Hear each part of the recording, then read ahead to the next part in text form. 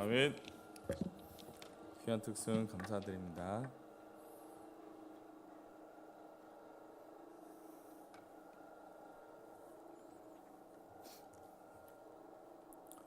오늘도 수요 기도회 가운데 나온 모든 분들을 환영합니다.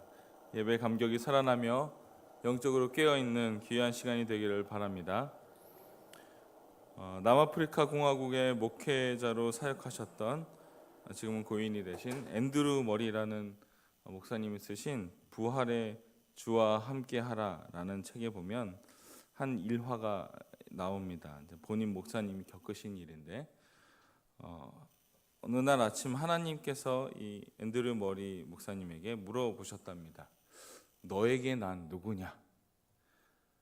그래서 한참 생각하시고 그래서 하나님은 저에게 있어 항상 첫째이십니다. 그렇게 고백을 했습니다. 근데 뭔가 개운치 않았어요. 그래서 하루 종일 고민을 하고 내 대답이 뭐가 잘못됐을까라고 생각할 때 깨달음이 있었습니다. 그리고 이렇게 기도했습니다. 너에게 난 누구냐? 라는 질문에 하나님은 저에게 있어서 모든 것입니다. 라는 고백을 했습니다. 우리가 살아가면서 우선순위를 정합니다. 그러니까 본의 아니게 또 여러 가지 일들이 있기 때문에 순번을 또 정해두기도 합니다. 하지만 하나님은 우리의 우선순위보다 더 높은 곳에 계심을 고백하는 우리의 삶 되기를 바랍니다. 그런데 안타깝게도 오늘 본문에 나오는 사건은 하나님을 왕으로 모시고 살아가는 이야기와는 좀 거리가 있습니다. 본문은 삼손이 죽은 이후 삼손이 16장까지 나오고 삼손 이후의 사건으로 기록되어 있습니다. 내용을 정말 한 문장으로 요약하자면 이스라엘 민족이 전체적으로 엉망진창입니다. 17장뿐만 아니라 계속 이어지는 장 가운데 정말 이걸 이스라엘 백성들이 이렇게 행했을까? 라고 할 정도로 도무지 이해가 되지 않는 사건들이 나옵니다. 그 시작점이 오늘 17장인데요. 내용을 먼저 보자면 에브라임 산지에 미가라는 사람이 살았습니다. 하루는 미가의 어머니가 은 1,100을 잃어버렸습니다. 도둑을 맞았죠. 학자들이 이제 계산을 해봤어요. 여기서 얘기하는 은 1,100이 얼마 정도 되느냐. 사람마다 좀 다르더라고요. 어떤 사람은 4,400만 원이라고도 얘기하고 어떤 사람은 30억이라고도 얘기하고 어쨌든 결론은 엄청 비싼 거였던 것 같습니다. 그런데 본문을 보면요, 이 돈을 그의 아들이 가져갔습니다. 이제 오늘 개역 개정에는 우리가 그냥 가져갔다 이렇게 얘기하는데 저희가 바이블 타임 본문을 보면 세 번역으로 나오잖아요. 아들이 그렇게 얘기합니다. 내가 그것을 가져갔습니다. 이 사실을 마치 알고 있었다는 듯이 미가의 어머니는 아들의 귀에다 대고 이렇게 얘기합니다. 내 돈 가지고 간 사람 저주받아라. 코미디 아닙니까? 그래서 아들이 또 돈을 돌려줍니다. 저주를 받긴 싫었나 봐요. 그랬더니 2절 후반부에 미가의 어머니가 이렇게 말합니다. 이제 과정을 아시겠죠? 돈을 훔쳐간 아들이 다시 돌려준 그 다음 얘기하는 거예요. 내 아들이 여호와께 복받기를 원하노라. 좀 이상하지 않습니까? 근데 거기서 그치지 않습니다. 미가의 어머니는 그 되찾은 돈으로 신상을, 그러니까 다시 말하면 우상을 만듭니다. 그러면서 하는 말이 3절에 이렇게 얘기합니다. 여호와께 거룩히 드리노라. 이거 좀 이상합니다. 네. 그리고 이방 민족에서나 있을 수 있었던 것 같은 그런 일들에 이 대화 가운데 여호와가 계속 나옵니다. 결국 5절에 더 놀라운 일을 벌이는데 이렇게 말합니다. 그 사람 미가에게 신당이 있으므로, 신당이 있어서는 안 되는데 신당도 있고, 이제 그가 에봇과 드라빔을 만들고, 에봇과 드라빔은 이제 제사장이 에봇은 원래 제사장의 겉옷이고 드라빔은 이제 라엘 때 가져왔던 어떤 포켓용 이런 우상인데, 다 이제 우상 제물처럼 우상 신상처럼 된 것들을 집에다 만들고 더 나아가서 한 아들을 제사장으로 삼았더라. 에브라임 지파입니다. 여러분 알다시피 제사장은 레위 지파에서 그것도 아론의 후손에게만 하나님께서 허락하신 귀한 직분입니다. 아무나 막 세우는 그런 게 아닙니다.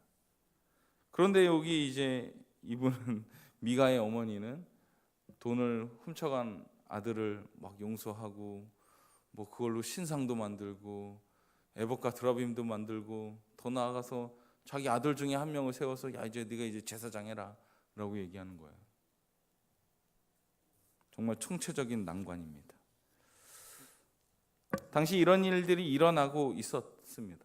단지 미가의 집만 아주 엄청 나쁜 사람들이 아니라요, 이스라엘의 전반적인 상태를 얘기하고 있는 겁니다. 그래서 우리가 잘 아는 17장 6절에 이렇게 말하죠. 그때에는 이스라엘에 왕이 없었으므로 사람마다 자기 소견에 옳은 대로 행하였더라. 그때에는 왕이 없었답니다. 그런데 여러분, 그때 이스라엘에 왕이 없었나요? 오늘 본문에 나오는 왕은 히브리어로 멜레크입니다. 문자적으로 보자면 한 국가의 군주인 왕이 맞습니다. 하지만 전체적인 문맥상 단순한 나라의 왕이 아니라 이스라엘의 진정한 왕이신 하나님을 지칭하고 있습니다. 그리고 이 표현은 18장 1절, 19장 1절, 21장 25절에 나와 있습니다. 다시 말하면 그들은 진정한 왕 대신 하나님을 잊고 살아가고 있는 것입니다. 그래서 왕이 없다고 생각하는 거고 그들 마음대로 살아가고 있는 겁니다. 참으로 어리석은 행동이죠. 사사기를 보면 이스라엘 백성들이 반복하는 패턴이 있습니다. 죄를 짓고요, 죄를 지은 이스라엘 백성들이 고난을 받아요. 그 고난을 받았던 사람들이 이렇게 살면 죽을 것 같아요, 부르짖어요. 그래서 하나님은 그 기도를 들으시고 사사를 보내셔서 구원하십니다. 그리고 구원하시는 그 기간 동안, 사사가 살아있는 동안은 평온합니다. 그리고 또 죄를 지어요, 고난을 받아요, 기도를 해요. 이 패턴을 누가 지키라고 한 것도 아닌데 정말 이상할 만큼 잘 지켜나갑니다. 왜 이렇게 하나님을 떠나 살까요? 왜 이렇게 왕 대신 하나님을 잊고 살까요? 이스라엘 백성만 특별히 기억력이 안 좋거나 다른 민족보다 악해서일까요? 아닙니다. 이스라엘 백성은 그저 평범했습니다. 우리 자신을 한번 되돌아보면 답이 나오지 않을까요? 우리도 하나님의 구원을 맛보고서도 때로는 하나님을 전혀 모르는 사람처럼 살아갈 때가 있잖아요.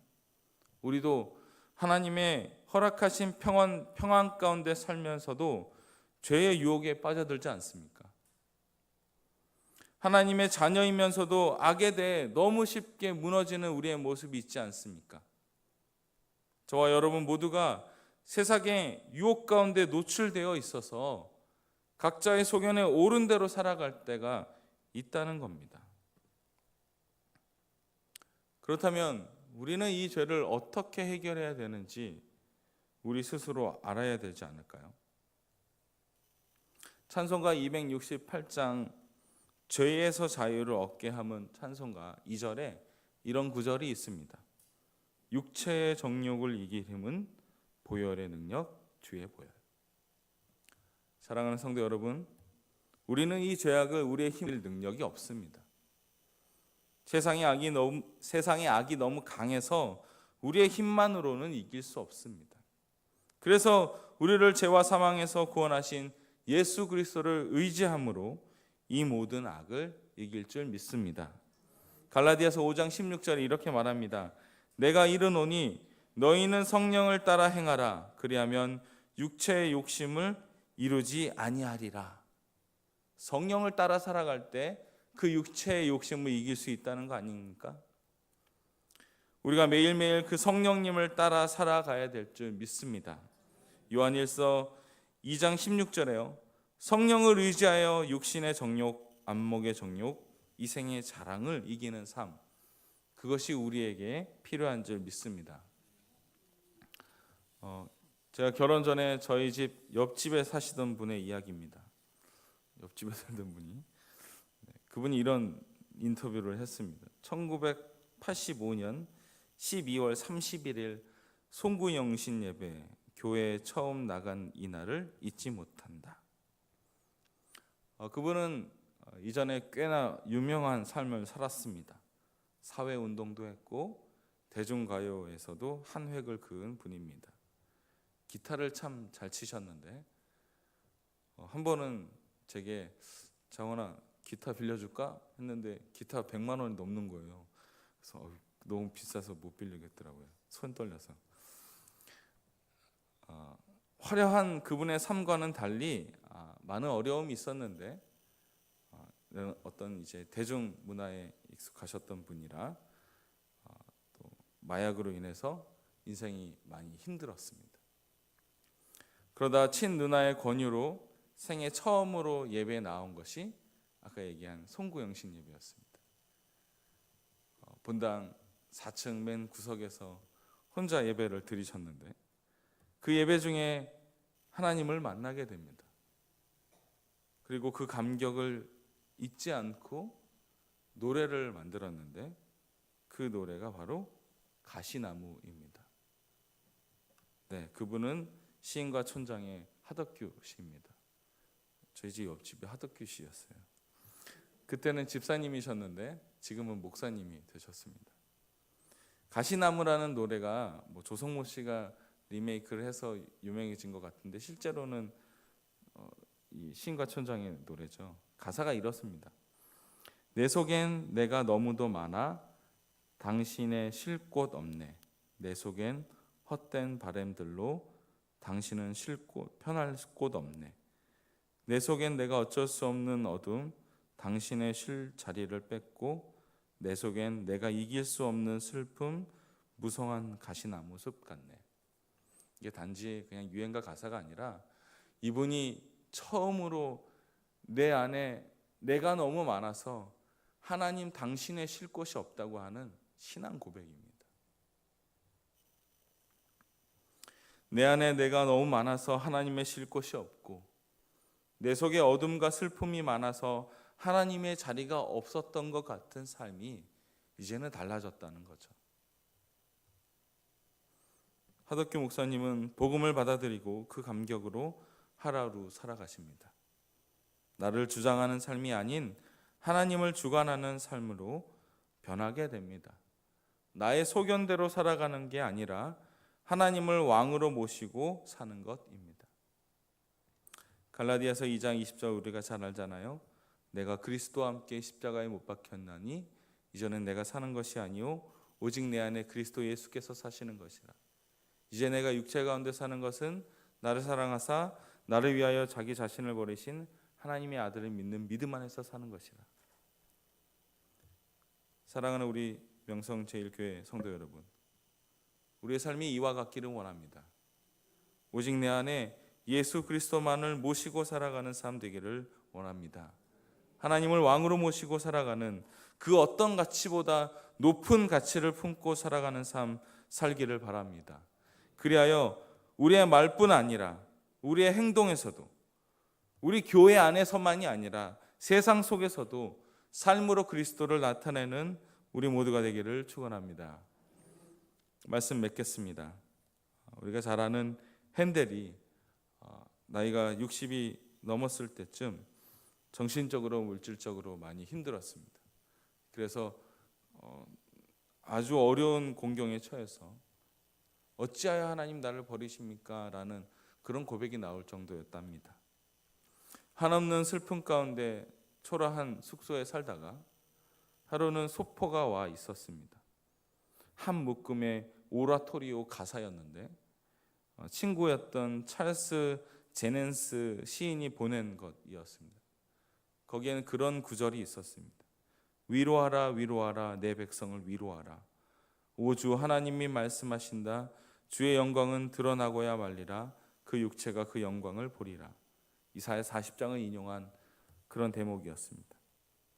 그때 핸델은 나와 같은 사람을 통해서도 영광 받기를 원하시는 그 하나님이 계시다는 것을 깨달았습니다. 그리고 그 순간 떠오르는 영감으로 음악을 썼고, 우리가 잘 알듯이 그 곡은 메시아입니다. 우리는 나를 드러내는 삶이 아니라 하나님을 드러내며 높이는 삶을 살아야 할 줄 믿습니다. 왕이신 하나님을 높일 때 비로소 감격과 기쁨이 있습니다. 시편 145편 1절, 왕이신 나의 하나님이여 내가 주를 높이고 영원히 주의 이름을 송축하리이다. 우리의 삶에 하나님을 왕으로 모시고 살아가는 우리 모두가 되기를 원합니다. 그 하나님을 높이며 오늘 시편 145편처럼 하나님을 송축하는 저희 모두가 되기를 원합니다. 매일매일 영원히 주님의 이름만을 높이며 살기를 바랍니다. 오늘도 우리의 입술에 왕이신 나의 하나님 고백하는 한 분 한 분 되시기를 기도합니다. 함께 기도하겠습니다. 사랑과 은혜가 많으신 하나님, 하나님을 왕으로 모시고 살아가는 우리가 되게 하옵소서. 영적으로 깨어 있어 세상 풍조에 휩싸이지 않게 하옵소서. 나의 소견에 옳은 대로가 아니라 하나님의 말씀에 의지하여 살아가게 하옵소서. 그리하여 왕이신 나의 하나님을 고백하는 삶 살도록 하옵소서. 예수님의 이름으로 기도드립니다. 아멘.